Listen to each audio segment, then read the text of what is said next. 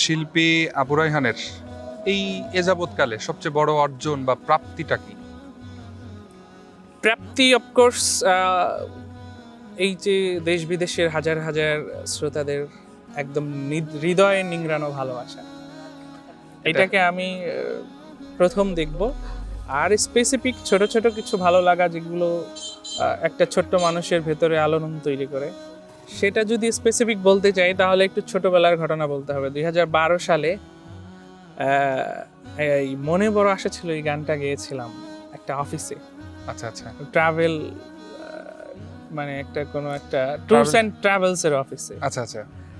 দেন সেখানকার যিনি চেয়ারম্যান ছিলেন, তিনি আমার গানটা শুনে জাস্ট এটা বললেন যে তোমার মক্কায় মদিনায় যাওয়ার খুব ইচ্ছা।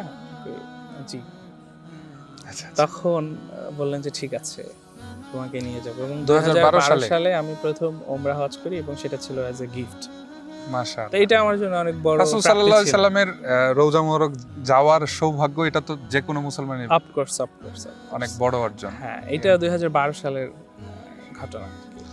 তো এরকম ছোট ছোট অনেক ভালো লাগা আছে, আমি দুটা শেয়ার করলাম তার সাথে।